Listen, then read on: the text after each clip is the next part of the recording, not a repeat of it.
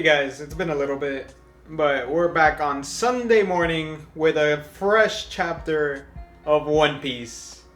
Let's start. Alright guys, we're back to chapter 1031 called The Warrior of Science for One Piece. Now this chapter was great, Sanji development, I got caught off guard with the raid suit. Big Mom going serious mode in this fight, and some stuff about Yamato and the numbers, Apu versus Drake. We got quite a few things happening this chapter, but let's cut to where we left off. Last chapter we had Law and Kid awakening their devil fruits using their special powers, paramecia powers, on Big Mom. And we have the aftermath where everybody's saying, of course, everybody's like, oh, how could she survive after that? That was such a strong attack. Everybody's like looking like, oh, she's finished. And then Law and Kid are gassed out. They're looking mad tired. Kid's looking like that. I wonder how that felt, Big Mom. But I'm pretty sure they know that she's going to get up again. And we have not seen her use or go all out yet. So next thing we see is, Law and Kid talking and saying, oh, so how long does your magnetism last? So I was thinking this would be a perfect way to hold Big Mom down.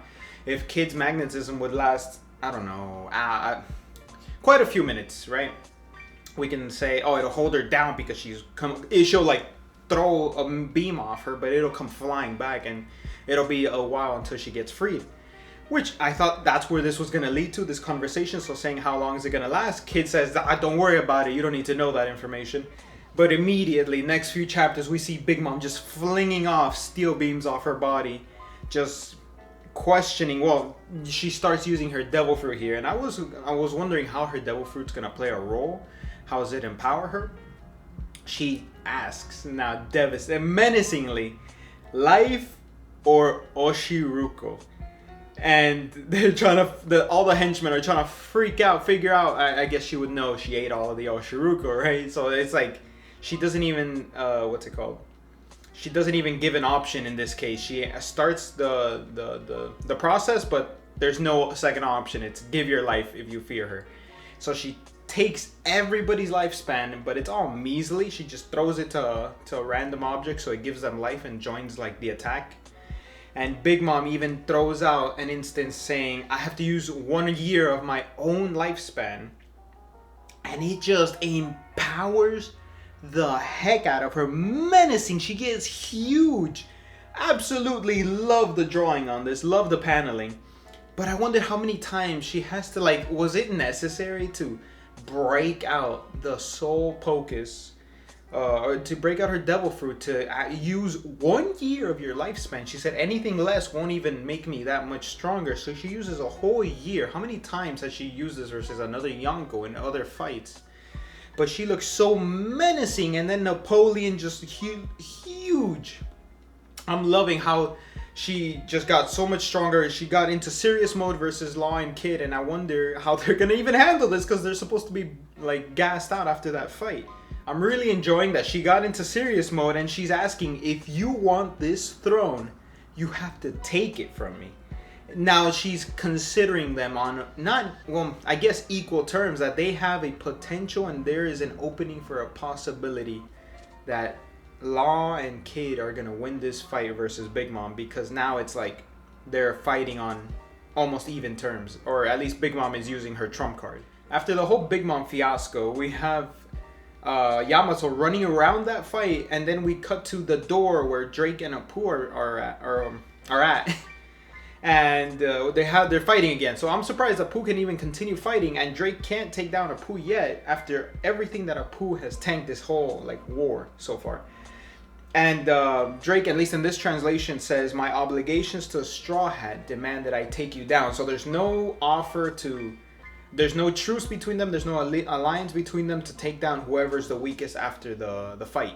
Drake mentions, he knows all of Apu's tricks. Gotta cover your ear. Your attacks are measured with your sight. And then Apu's frustrated, hey, stop spilling my secrets. Stop saying my abilities out loud. And Yamato comes barging in, and she stopped being in hybrid form. And you see that Apu quickly thinks, I need to switch horses. I don't know how he would switch horses here if he's supposed to join Yamato's side. He would technically be on Straw Hat's side, so he would be Drake's ally. I don't know what he's trying to do here, but he says he has a secret, or He has important information for Yamato. What could that information be? Could it be... there's some rumors of some people throwing out, oh, he's the 10th Titanic captain. He's with Blackbeard's crew. He's secretly in Blackbeard's crew. Or it could be the numbers are the transformations of the samurai, etc. So much stuff that I can't grasp on what he would be wanting to tell Yamato. But the next few panels, well, you see one of the numbers pays attention. And it's like, oh, well, he doesn't say anything. You kind of just see a panel of the number questioning and looking at Yamato. And you see Yamato just barge in, swings at Drake. Drake clarifies, I'm on your side. I'm with Straw Hat. I dropped the alliance with Kaido. And the next panel is just Drake on the ground. What happened? Yamato just rolls over Drake. And you see the number starts chasing Yamato. Not attacking or anything, just chasing. And even Apu is asking, what are you doing? What's going on? And he gathers up the other numbers. We have a moment where we pan to Robin and Brook, and all the Minks and Samurai are trying to hold off the Cypher Pole or Age of Zero, and they're just getting rolled. They're way too strong, and I feel like Brook is gonna have to say, you know, Robin, keep running. I will defend you. I will protect you against these guys. Well, we don't know what's gonna happen yet, but they're currently running from them. Where Robin says, even among all of Cypher Pole, the ones with the masks are up the most elite. They're the strongest ones. Now we cut to, I think, one of the best, well, it is the best part of this chapter. We have the events with Sanji. Sanji is confused. They're saying, well, how could you do this to this woman? How could you hurt her? And he's asking, no, I don't remember. What happened? I would never hurt a woman. And he's questioning himself. And he wouldn't do that, and he's just in a state where he's like, did I do that? I can't remember. I'm lost. And there's this beautiful, like, just small detail in this chapter, and I'm sure everybody else picked up. Well, of course everybody else picked up. Is his eyebrow looks different. His eyebrow used to be on the center of his forehead, technically, and then it switched now to how his siblings have it. So something's going on with Sanji, and he deduces it to it being that this raid suit, this can, is what caused me to, start transforming. But he's remembering the acts. He's remembering, I was running through the hall. I saw this girl, and I blacked out for a second. And next thing I know, she's bleeding on the ground. And she's scared of me. She's terrified. But I don't remember what happened in between then. I don't think Sanji would hurt a woman. It's given that he would, but his character just feels like he wouldn't do that. And he's fearing that moment he blacked out, he wasn't himself, but his body acted in a way that it shouldn't have. Then he starts asking himself, if I put this suit on, well, I'm going to be immensely stronger. I'll even be able to take down this guy without a problem. And he he's deducing that this person, Queen, second commander of Kaido's crew, would be a breeze if he used the raid suit. And he's deducing, well, if I use the raid suit more, I'm going to become a heartless, emotionless, killing machine. But is that what the king of the pirates would want? The one that would be helpless versus a woman who can't do anything versus a woman, or the one that can take down any enemy at your command? And that was super, heartfelt in that moment. I'm reading that and I'm like, nah. But I remembered that moment in Whole Cake Island where Luffy said, Sanji is perfect the way he is, and I wouldn't want it any other way. And I feel like Sanji should have recalled that. And he just drops the raid suit and destroys it.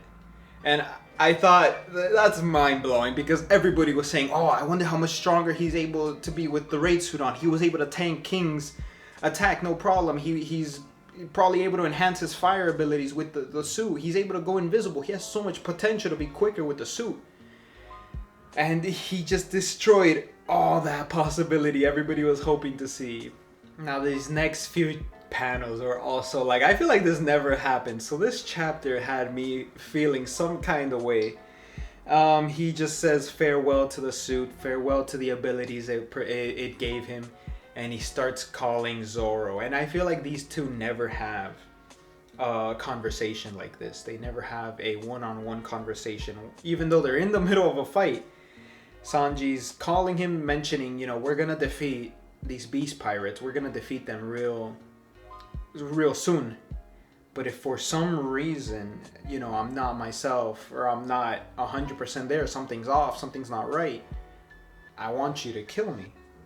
And the moment I read that, I'm like, oh, those are heartfelt words. Like he genuinely doesn't know how he's gonna be after this fight, but he doesn't want to be how his siblings are. And this is the panel in the end of the chapter where I notice his eyebrow was changed. I'm like, his eyebrow looks weird here. It looks different. It looks like his siblings. But Zoro has a heartfelt message saying, okay, I have something to look forward to. But before then, don't you die. Oh, that's awesome. So, and then the next chapter, the next panel, I mean, is him and Queen's looking, and then all of a sudden he vanishes. Oh, now that brings up questions, because we see the other panel, he's not wearing his raid suit. And I'm wondering, okay, there's some possibilities, right? There's two possibilities. The raid suit activated a latent power in his body, where this invisibility thing was always technically one of his abilities he was supposed to have. So maybe he went invisible in front of Queen. I can't deduce it yet. Or he blitzed Queen. And that would be even more impressive, I think, because Luffy coming into Whole Cake Island, I'm pretty sure he didn't blitz Cracker, the third commander, and here Sanji's blitzing Queen. Well, if he blitzed Queen. But he starts bringing out his strongest ability at the moment that we know of, right? It's his soul is burning up, and he uses Hell's memories to send Queen flying. This chapter was a lot of fun, I think, with the Sanji moment, the heartfelt moment, the Big Mom versus Law and Kid moments. This chapter was great, had it all. Now, for next chapter or predictions, we get to see more development on this Sanji. I think we're just going to continue the Sanji versus Queen moment, finish that a little bit.